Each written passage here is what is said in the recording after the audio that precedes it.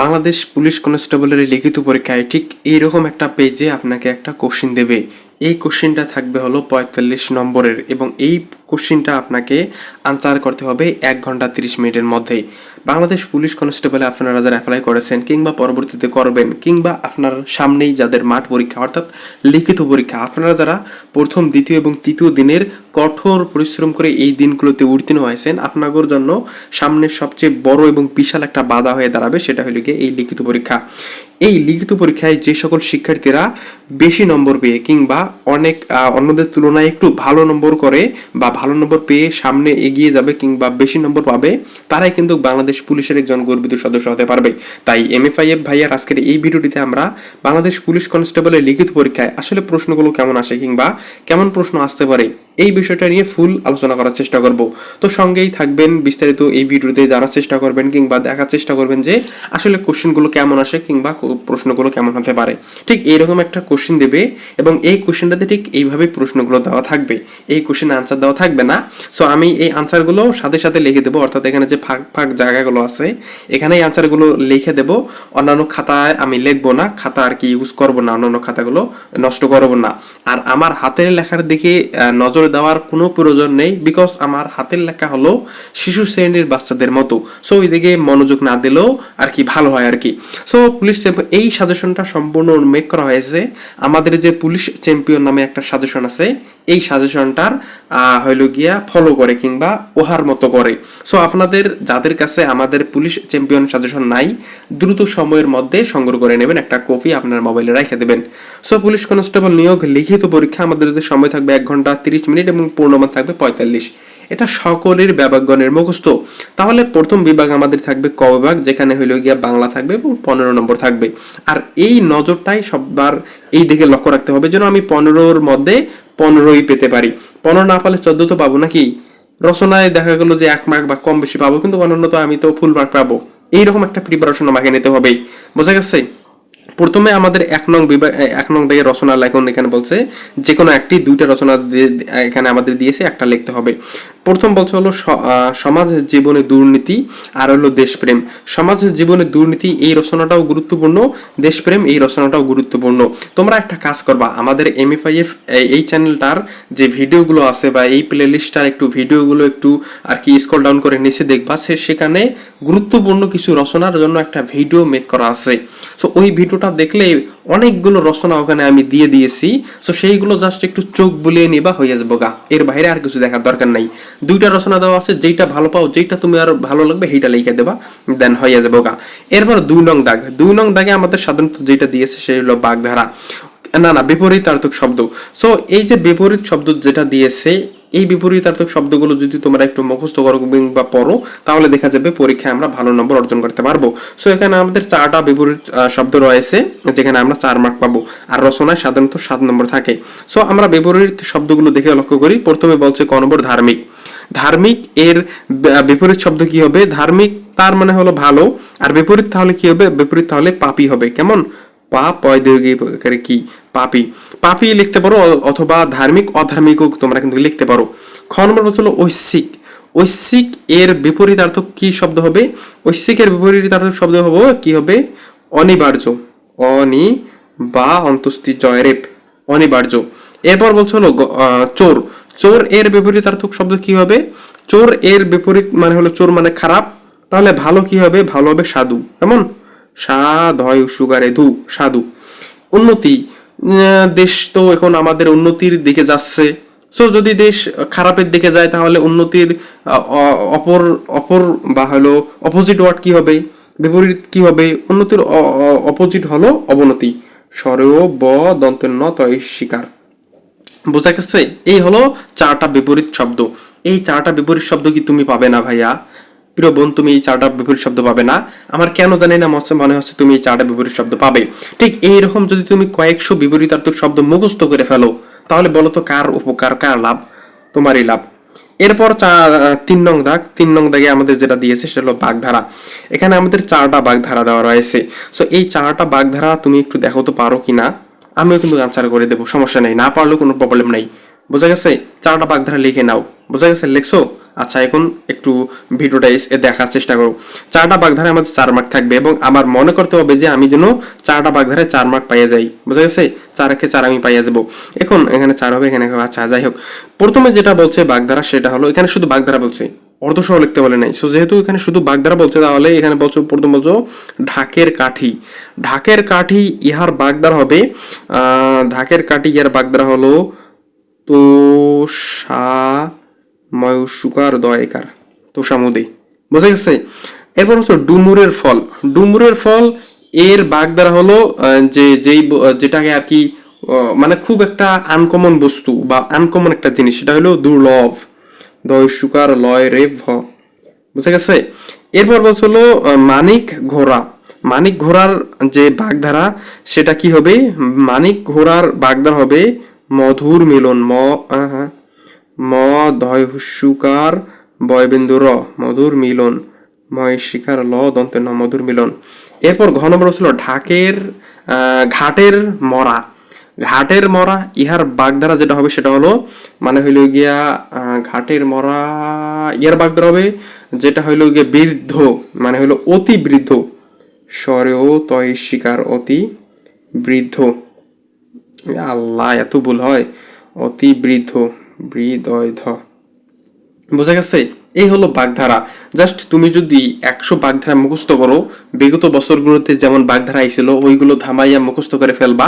এর পাশাপাশি যে বাগধারাগুলো রয়েছে ইম্পর্টেন্ট যেগুলো, সেগুলো মুখস্থ করে ফেলবা, দেন হয়ে যাব। এই হলো 3টা দাগ, 1 নং দাগ, 2 নং দাগ, 3 নং দাগ, 7, 4, 4, 15। এই 15 মার্কের মধ্যে কি তুমি 15 মার্ক পাবা না?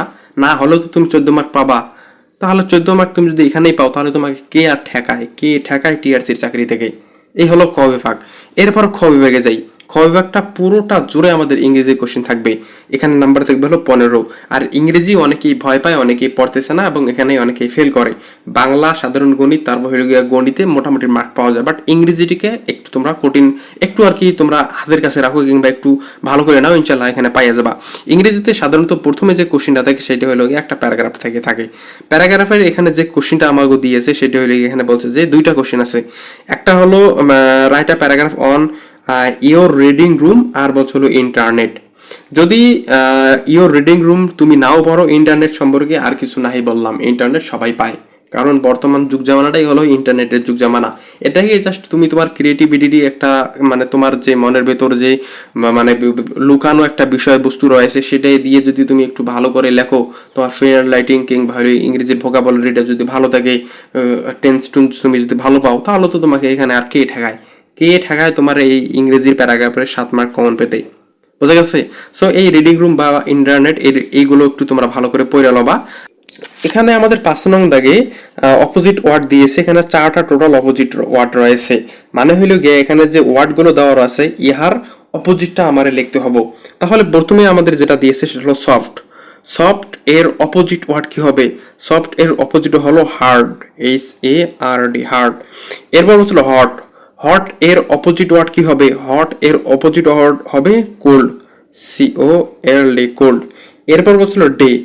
ডে এর অপোজিট কি হবে? দিন, রাত, মানে নাইট, NIGHT। হ্যাপি। হ্যাপি এর অপোজিট কি হবে? হ্যাপি এর অপোজিট হবে স্যাড, আনহ্যাপি না স্যাড হবে, বোঝা গেছে? SAD, স্যাডটা লিখলেই ভালো হয় আর কি। এই রকম অপোজিট ওয়ার্ডগুলো, এই অপোজিট ওয়ার্ডগুলো তুমি একটু ধৈরা তোমার হাতের কাছে যে বইটা আছে সেটা তুমি ভালো করে পড়বা। আর যদি তোমরা চাও আমাদের এই সাজেশনটা নিতে পারো, পুলিশ চ্যাম্পিয়ন নামে সাজেশন। এই সাজেশনটাতে তোমরা যেটা পাবা সেটা হইল গিয়া বিগত বছরের সকল কোশ্চেন এখানে অ্যাড করা আছে, অর্থাৎ 2016 সাল থেকে 2025 সাল, মানে তুমি যদি মাঠ করবা তার আগের কোশ্চেনগুলো এখানে কিন্তু অ্যাড করা আছে। মানে তোমার মাঠের আগের যারা কোশ্চেনগুলো, মানে তুমি আজকে পরীক্ষা দিলা, যদি গতকালকে কারো পরীক্ষা হয় সেই কোশ্চেনও আমাদের এই সাজেশনটিতে অ্যাড করা আছে। সো বুঝতে পারতেছো সকল কোশ্চেন এখানে পাইয়ে যাবা। 16 থেকে তোমার মাঠের আগ দিন পর্যন্ত যে পরীক্ষা হয়েছে সকল টিআরসির কোশ্চেনগুলো পাইয়ে যাবা।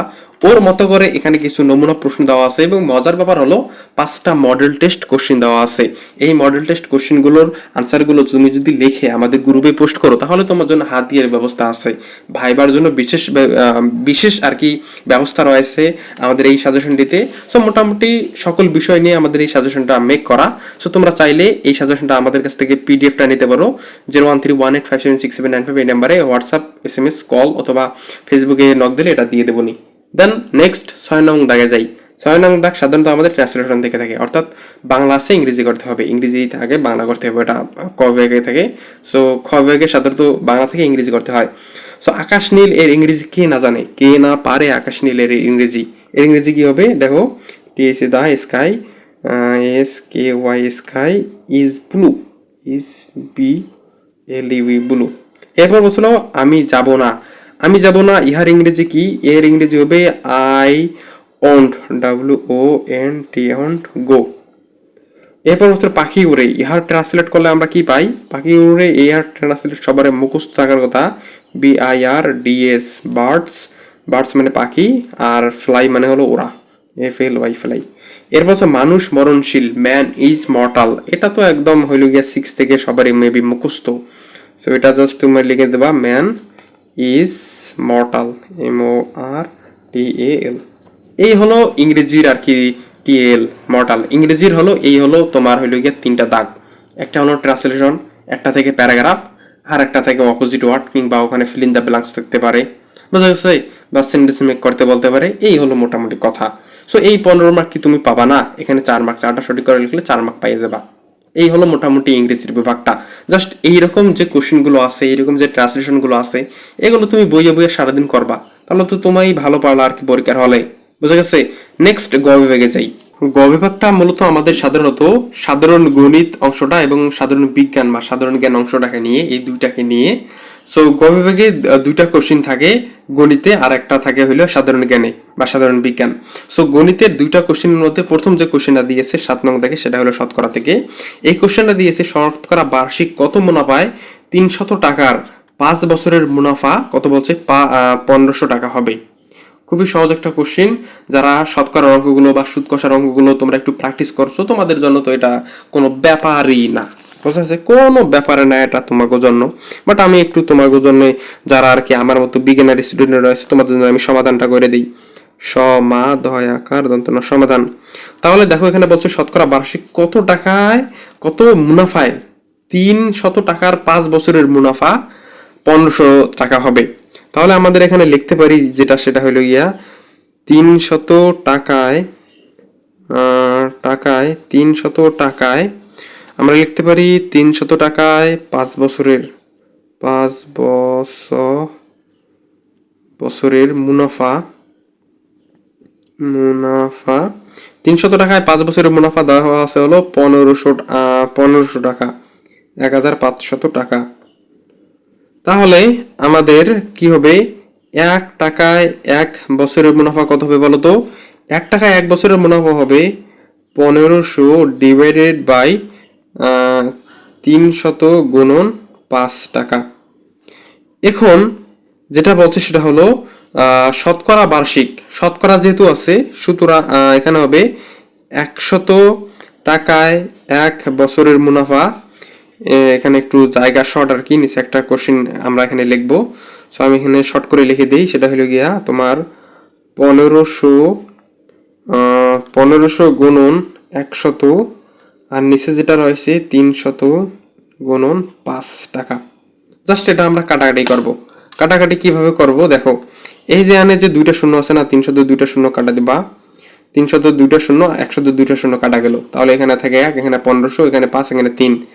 আমরা জানি 5-এর সাথে যদি তোমরা 3 গুণন দাও, মুনাফার হার এখানে তোমরা লিখে দিবা যে মুনাফার হার, মুনাফার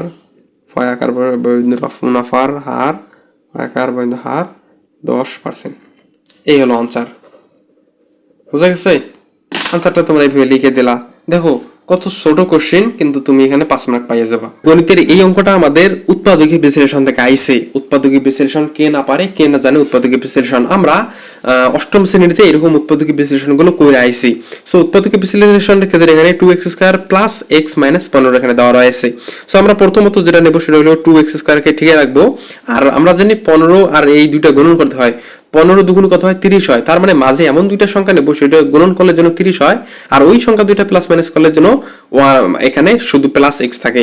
এখানে তোমার 2x স্কয়ার, এখানে প্লাস 10x বা শুধু x বা 2x, এখানে 15, 20, 25, 30 যে কোনো থাকতে পারে। এখন তোমার পরীক্ষায় কেমন আসে আসুক, বাট আমি জাস্ট আনসারটা কিভাবে করতে হয় সেটা তোমাদেরকে বলাই দিই। সো প্রথমত তোমরা 2x স্কয়ার দিবা, দেন পরবর্তীতে আমরা যেটা করতে পারি সেটা হইলে গিয়ে এখানে কি নিব, মাইনাস নেব। হ্যাঁ, মাইনাস যদি নেই তাহলে মাইনাস আমি নিব হলো 6x, 2x square minus 6x, না এখানে মাইনাস না, আমি এখানে প্লাস নিতে পারি। 2x square plus 6x minus 5x, আর এখানে মাইনাস 15 এখানে আমি তুলে আনলাম। তাহলে 6টা x রয়েছে, 6টা x থেকেই 5টা x গেলে কি থাকে, শুধু একটা প্লাসের x থাকে। আর আমরা জানি প্লাসে মাইনাসে কি হয়, মাইনাস হয়। 6 আর 5 আমরা জানি 6 আর 5 যদি এটা আমরা যদি গুণন করি তাহলে 5 6 30 হবে। আর এখানে 15 মিলাবো না, কারণ আমরা 15কে 2 দিয়ে গুণন দিয়েছি। যদি এখানে 2 না থাকতো তাহলে সেক্ষেত্রে আমরা 15কে মিলাইতাম, বাট এখানে যেহেতু 2 রয়েছে 15 দুগুণে 30 হয়, তার মানে 5 6 হবে 30, আর প্লাসে মাইনাসে হবে মাইনাস, মাইনাস হইল গিয়ে তোমার 30। বোঝা গেছে? বোঝা গেছে। নেক্সট আমরা যেটা করবো সেটা হলো এখানে কি কমন যায়, এখানে 2x কমন যায়। 2x কমন নিলে এখানে যেটা থাকে সেটা হলো গিয়া x প্লাস 3 থাকে, আর এখানে -5 কমন নিলে আমাদের যেটা থাকে সেটা হলো গিয়া x প্লাস 3। বোঝা গেছে? বোঝা গেছে। তাহলে এখান থেকে কি নিব, 2x minus 5 into x plus 3। এই হলো তোমাকে উৎপাদকী বিশ্লেষণের অঙ্ক। জাস্ট এইরকম উৎপাদকী বিশ্লেষণের অঙ্কগুলো তোমাদের কিন্তু পরীক্ষায় আসবে। জাস্ট এই অঙ্কগুলো তোমরা একটু বাসায় বইয়া বইয়া প্র্যাকটিস করে নেবা। দেন আমরা 9 নং দাগে যাই, বা হইলো গিয়া এর পরবর্তী দাগে যাই। 9 নং দাগটা হলো আমাদের সাধারণ জ্ঞান থেকে। সাধারণ জ্ঞানের এখানে আমাদের 5টা কোশ্চেন দেওয়া রয়েছে। এই 5টা কোশ্চেনের আনসার যদি তুমি কমন না পাও তাহলে কিন্তু তোমার লিখিত পরীক্ষায় টিকা কিংবা লিখিত পরীক্ষায় পাস করা অনেক কঠিন হবে বলে আমি আশা করতেছি। যদিও কঠিন হবে না যদি তুমি প্র্যাকটিস করো, যদি তুমি পড়ালেখা করো তাহলে কঠিন হবে না, বাট একটু আমাদেরকে প্র্যাকটিসের মাধ্যমে বা পড়ালেখার মধ্যে থাকতে হবে। 9 নম্বরের ক নম্বর কোশ্চেন বলছে হলো কপিতে কোন উপাদান থাকে। কপিতে যেটা থাকে সেটা হলো আমরা জানি কপিতে আমাদের যে উপাদান থাকে, ক নম্বরের আনসারটা আমি এখানে লিখে দিই, সেটা হলো কপিতে থাকে হলো ক্যাফেইন থাকে। কয় জোবলা আকার ফয়কার হ্রস্বই দন্ত ন, ক্যাফেইন থাকে হলো কপিতে। খ নম্বর হলো মানুষের ব্যস্ততম অঙ্গ কোনটি। আমরা জানি মানুষের ব্যস্ততম অঙ্গ হলো হৃৎপিণ্ড, যেটাকে ইংরেজিতে হার্ট বলা হয়, HEART, হার্ট বলা হয় ইংরেজিতে। আর বাংলাতে হৃৎপিণ্ডটা বানান করে লিখে দিই, না হয় অনেকেই বলবে যে ভাই ওইটা লিখে দিল না। হয় র বলা হিরি খণ্ডিত পয় হিস্যিকার, আর হলো দন্ত নয়তো হৃৎপিণ্ড। বোঝা গেছে? এরপর গ নম্বর এখানে বলছিল পাকস্থলীতে কোন অ্যাসিড থাকে। আমরা জানি পাকস্থলীতে কোন অ্যাসিড থাকে, গ নম্বর এখানে আনসারটা লিখে দিই। পাকস্থলীতে থাকে হলো HCl। HCl, ইহার অ্যাসিডটার নাম কি বলতো, ইহার নাম হলো হাইড্রোক্লোরিক অ্যাসিড। এরপর ঘ নম্বর হলো উদ্ভিদ কিসের মাধ্যমে খাদ্য তৈরি করে। আমরা জানি উদ্ভিদ হলো সালোক সংশ্লেষণের মাধ্যমে খাদ্য তৈরি করে, অথবা গাছের সবুজ পাতা থেকে উদ্ভিদ সালোক সংশ্লেষণের মাধ্যমে খাদ্য তৈরি করে। মুক্তিযুদ্ধের সময় সেক্টর কয়টি ছিল। মুক্তিযুদ্ধের সময় জানি আমরা টোটাল বাংলাদেশকে কয়টি সেক্টরে বিভক্ত করা হয়েছিল। আমরা জানি মুক্তিযুদ্ধের সময় বাংলাদেশকে টোটাল 11টি সেক্টরে বিভক্ত করা হয়েছিল। তুমি যেই জায়গা থেকে দেখতেছো ভিডিওটা, কিংবা তুমি যেই জেলা থেকে ভিডিওটা দেখতেছো, কিংবা যেই আন্ডার থেকে দেখতেছো, সেটা মুক্তিযুদ্ধের সময় কত নং সেক্টরের আন্ডারে ছিল এবং এই সেক্টরের প্রধান বা সেক্টর কমান্ডার কে ছিল, এটা আমাকে জানাই দেবা।